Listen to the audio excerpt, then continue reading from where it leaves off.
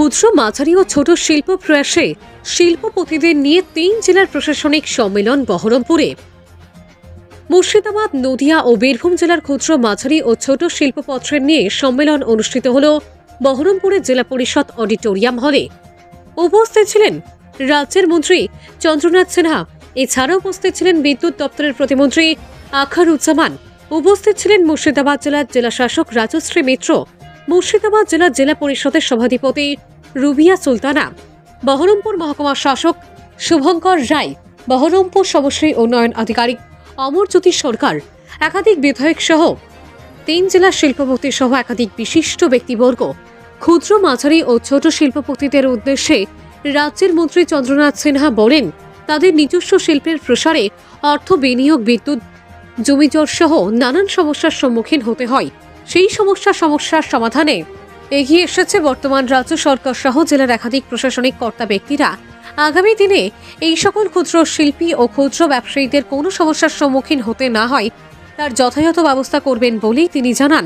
এবং এর পাশাপাশি মুর্শিদাবাদের মৃৎশিল্পী, রেশম ও তাঁত শিল্পী, কাঁসা শিল্পী ও একাধিক ক্ষুদ্র ও মাঝারি শিল্পীদের উদ্দেশ্যে একাধিক উন্নয়নমুখী প্রকল্পের কথাও ঘোষণা করলেন তিনি। আমাদের বিদ্যুৎ অনেক দাম, আজকে হয়তো তারা ভাবছে, কিন্তু যে অসুবিধা অন্য রাজ্যে আছে সেখানে আমাদের রাজ্যে সেই অসুবিধা নেই। কি বললেন আপনি? অনেক চেষ্টা করছেন। এবার ধরুন কেউ যদি বেসরকারি জমি কিনে আনে, সেটা আমার দপ্তরের সাবজেক্ট নয়, সেটা আজকে কানাইবাবু অভিযোগ করেছেন। আমরা ডিএমকে বললাম দেখে নিতে, এবং ডিএম সেই রিপোর্ট নিশ্চয়ই পাঠাবে। এটা জমির যে দপ্তর দেন সেই দপ্তরের ব্যাপার, আমি অন্য দপ্তরের ব্যাপার নিয়ে কিছু বলতে। বাংলাদেশি মাননীয় মুখ্যমন্ত্রী নতুন করেছেন বাংলাদেশি প্রকল্প, সেটা করছি আমরা। তো আপনারা দেখেছেন যে বহরমপুরের যে ইয়েগুলো ছিল, ব্যারাকগুলো নষ্ট হয়ে যাচ্ছিল, সেখানে তো আমরা আমাদের দপ্তর থেকে টাকা দিয়ে আমরা খাদির স্টল, আপনার ওই স্টলটা মসলিন চিত্র, এগুলো আমরা করেছি।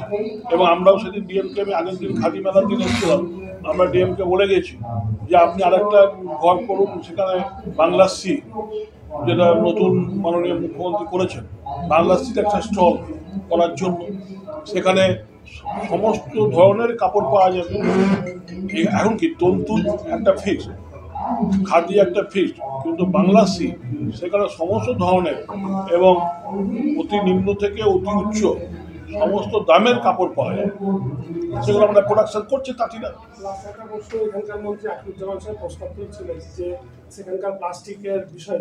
এটা নিয়ে আমাদের চলছে, আলোচনা চলছে।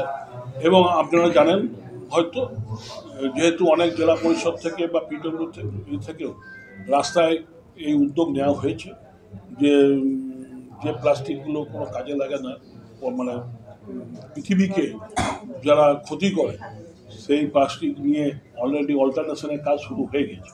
এবার আখরুজ্জামান সাহেব অনুরোধ করেছেন, যদি এবার আমরাও চাই কোনো শিল্পপতি যদি এগিয়ে আসে, কোনো মানুষ যদি এগিয়ে আসে, তাহলে আমরা নিশ্চয়ই তার পাশে দাঁড়িয়ে আমরা সাহায্য করব।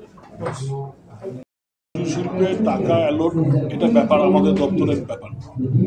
আমরা এসছি কতজন আগ্রহী তাদের আমরা সাহায্য করব। সেখানে টাকা যে ফিক্সড টাকার কোনো ব্যাপার নেই। যে প্রকল্প করতে চাইবে সেই প্রকল্পের যে সুবিধা, সেই আলোচনা তো হচ্ছে। এর ফলে কোনো মানুষ যদি এগিয়ে আসে, তারা সুবিধা, আমরা সে যত টাকাই আমরা দেবার আমরা সেটাই দেবো।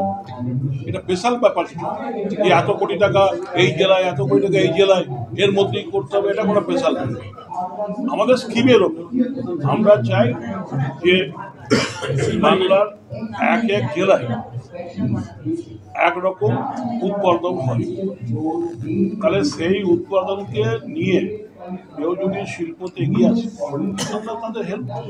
তার জন্যই তো আমরা বলছি যে আমাদের মাননীয় মুখ্যমন্ত্রীর নির্দেশে ডিএম সাহেবের নেতৃত্বে প্রায় প্রতিটি জেলায় কমিটি আছে, সেখানে তার আবেদন করবেন, ডিএম সাহেব দেখবেন, বিচার করবেন, সেটা যদি দেখেন হ্যাঁ ঠিক যথাযুক্ত হয়েছে তিনি সেটা সুপারিশ করবেন, আমরা সেটাকে প্রসিড করবেন। ডিপার্টমেন্টে তো একটা টার্গেট থাকে যে নির্দিষ্ট একটা পরিমাণ পর্যন্ত ইয়েটা করা হবে, মানে শ্রমিক যারা যারা কাজ করবে অন্যান্য জেলাগুলোতে সেই টার্গেটে কি আপনারা পৌঁছতে পেরেছেন?